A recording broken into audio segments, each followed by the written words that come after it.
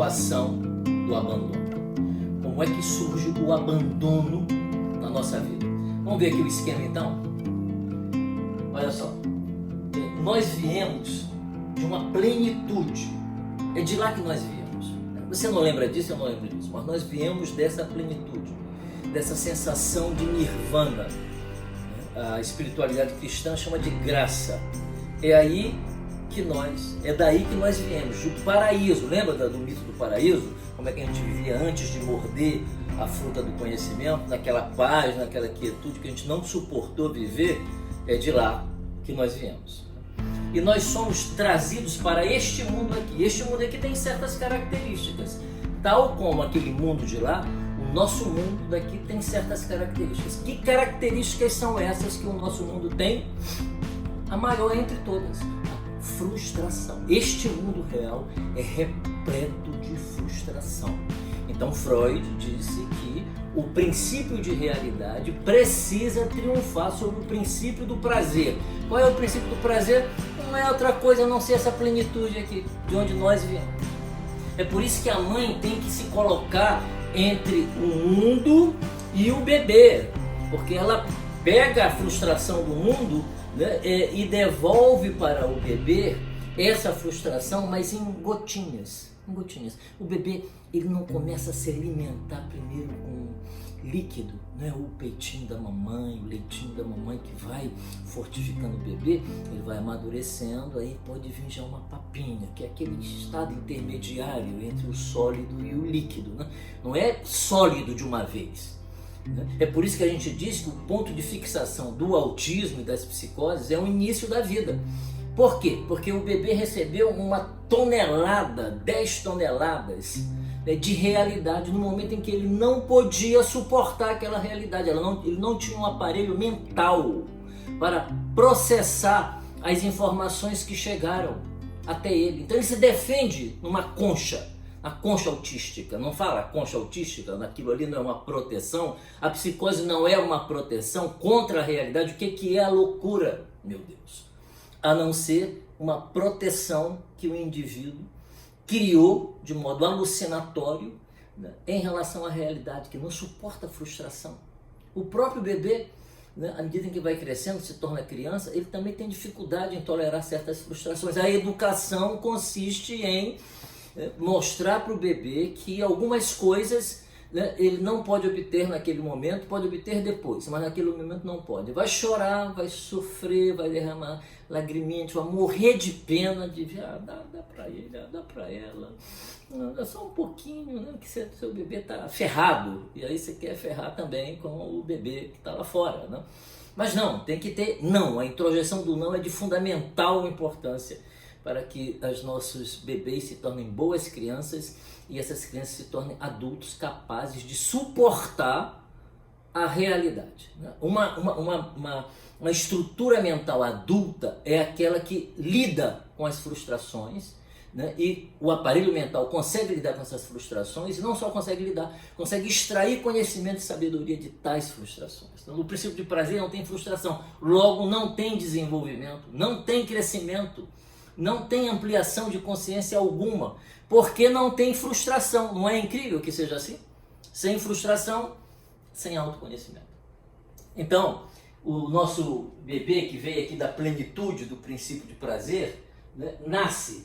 Né? Então, identificamos aqui 2 tipos de angústia. A angústia que eu chamo da angústia primária, que é a angústia primária, é a saída da plenitude para este mundo real. Há um desconforto, porque ali havia paz e agora não há mais paz. Este mundo não é para se ter paz, só no final, mas não é para se ter paz. Se vocês pensam que eu vim trazer paz ao mundo, estão enganados, ok? Eu vim trazer a espada, o fogo. Acho que foi Freud que disse isso? Poderia. Ele disse isso de diversas maneiras. Jesus disse isso. Não veio trazer paz. Por que não veio trazer paz? Porque veio trazer autoconhecimento.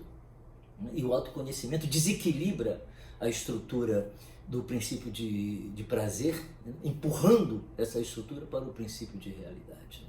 Então, a angústia primária é essa saída desse pleroma, desse princípio do prazer, dessa plenitude para este mundo que é o nosso mundo. Isso já gera uma angústia. Ora, se este bebê que já está angustiado porque saiu da quietude e da beatitude paradisíaca, ele já está angustiado.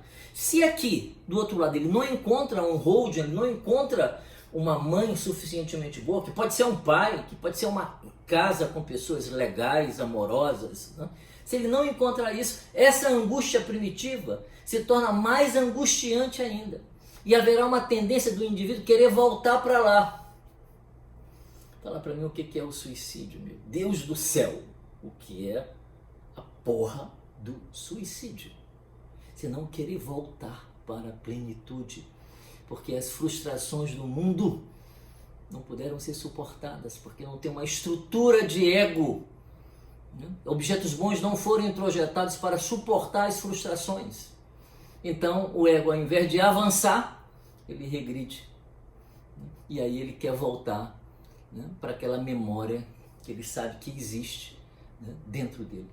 Então a pessoa tira a própria vida para retornar à plenitude, né? O que é uma ilusão. A gente já sabe disso, mas esse não é nosso tema agora. Então, essa angústia que eu chamo primária fica mais angustiante ainda porque não tem um objeto bom para mitigar essa angústia original e ofertar doses de frustração, mas doses também de amor. É o amor que neutraliza a angústia.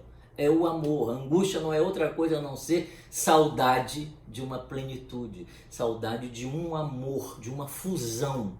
É isso que a angústia é, por isso que dói. Dói e a pessoa não sabe direito o que é, não sabe descrever muito bem.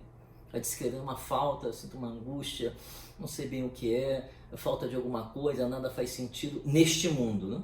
Neste mundo é que nada faz sentido, porque este mundo é que dói, é este mundo que faz a pessoa se sentir dolorida por dentro, lateja esse mundo dentro da pessoa, né? Então, esse mundo aqui não parece ser legal, aquele dali parece ser legal. A pessoa não sabe que um dia ela vai reencontrar este mundo e que essa passagem aqui, esse trânsito é de fundamental importância para que ela volte a esse mundo transformada, mudada, né, com uma autoconsciência de que viveu sua trajetória, viveu aquilo que aquela pessoa foi destinada a ser neste mundo, né? Então a angústia primária fica muito sobrecarregada porque surge sobre ela uma angústia secundária. Qual é a angústia secundária? Não ter encontrado um continente, para usar Bion, não ter encontrado um arquétipo bom, para usar Jung, um arquétipo da mãe boa, não ter encontrado o holding, né, que é o abraço, que é o carregar, né, a pele, né? Não encontrou nada disso. Então a angústia fica intolerável. Só existe uma saída, né? Criar um mundo delirante, que aí entra o autismo, entra as psicoses. O autismo não é a psicose, entra as psicoses, né? Então é preciso que a gente entenda isso. Na análise elaborada a angústia secundária, que foram as frustrações, né, naturais da vida ou não naturais, a mãe entrou em depressão pós-parto, a mãe morreu, a mãe viajou com o marido e deixou o bebê, com cuidados de terceiros, né? A mãe estava muito deprimida, não conseguia dar o seio, ou dava completamente desligada do contato afetivo com o bebê, que é fundamental esse alimento, não é só o leite, não, é o contato afetivo com o bebê. Teve que levar o pai, né, para uma internação psiquiátrica em algum lugar, né, e aí o bebê ficou, né? Qualquer coisa que desestabilize muito ali, né, e um meio ambiente que não carrega bem, né, a chegada do novo rebento pode provocar um desastre na vida da pessoa por toda a vida, né? E ela vai ter só duas opções: ou ela afunda nesse desastre, ou ela torna esse desastre objeto de sua própria consciência e do seu desenvolvimento, né? Porque, como eu disse, não existe desenvolvimento se não existir sofrimento e dor. Não existe, não existe. Pode não ser legal, você talvez fizesse melhor com Deus lá, em coautoria com Deus, fizesse a vida humana melhor do que é. Talvez, né? Mas você não estava lá, né? Então as coisas são exatamente assim como são, nós temos que honrar a realidade. A Rebelde está perguntando se você está gostando dela, entendeu? Sai desse narcisismo. A Rebelde não está nem aí para o que você acha ou deixa de achar. Ela cai no seu colo e ou você se vira ou você é esmagado pela vida. E não importa se você está cheio de queixas, porque o mundo poderia ser muito melhor do que é, né, esse mundo no qual a gente vive. Poderia, tá? Então dê logo a sua contribuição, né, fazendo você melhor. Dando você o exemplo na sua vida de alegria, de felicidade, para mostrar para as pessoas que o mundo pode dar certo, que o ser humano pode dar certo. Não fique só apontando lá os dedos, porque tem esses aqui apontando para você. Faça acontecer na sua vida aquilo que você quer que aconteça no mundo. Seja testemunho daquilo que você prega, daquilo que você diz, daquilo que você critica no mundo. Testemunhe dizendo: é possível sim viver feliz. E viver feliz não é viver na plenitude, não. É ser capaz de destilar, né, as frustrações que nos alcançam, transformando tais frustrações em sabedoria de vida. Né? É simples assim. É simples assim.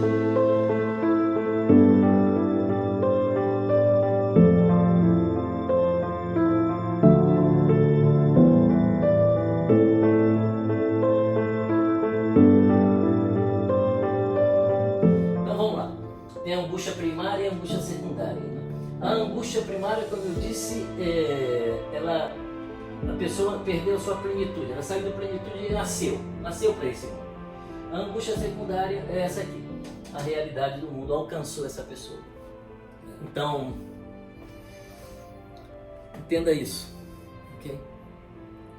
Mesmo que você elaborasse todas as suas angústias e não tivesse mais nada na sua história pessoal para elaborar, já elaborou o papai, já elaborou a mamãe, puxão de orelha e castigou, me abandonou, não me amou, né? Não cuidou de mim.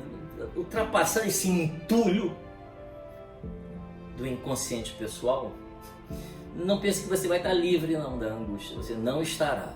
Você vai ter que confrontar a angústia existencial. E aí você pode se abrir para a espiritualidade, que é até o momento a única saída que nós encontramos para nos sentir preenchidos por alguma coisa que a gente não sabe descrever. Mas não é preenchido porque não há falta, não. É um estranho preenchimento, porque você já entendeu inclusive a função da falta. A função da falta, Jesus. A função da falta. A falta tem uma função, ela não é uma aberração, uma patologia no seu mundo interno. Não é. A falta, ela é uma riqueza, um tesouro, uma pedra preciosa. Que tem que ficar ali. Você não pode pegar essa pedra e botar no bolso e querer vender, porque você se ferra. Aquela pedra, ela tem que estar ali. Você contempla a pedra e a pedra contempla você. Lembra do Jung lá em Memórias sobre Reflexões, falando sobre a pedra? Essa pedra, e a parábola de Jesus sobre a pedra preciosa, que um homem descobrindo que é uma pedra preciosa ali, ele vende tudo que tem para comprar aquele pedacinho de terra, porque ele sabe que tem uma pedra preciosa. Cadê a sua pedra preciosa? Cadê? Talvez esteja exatamente aí onde você diz não existe pedra alguma, porque existe só dor. Talvez esse sofrimento, essa dor, seja a sua pedra preciosa que você tenta todo dia jogar fora. Todo dia jogar fora, jogar no lixo. Faz isso não, tá? Cuida dela.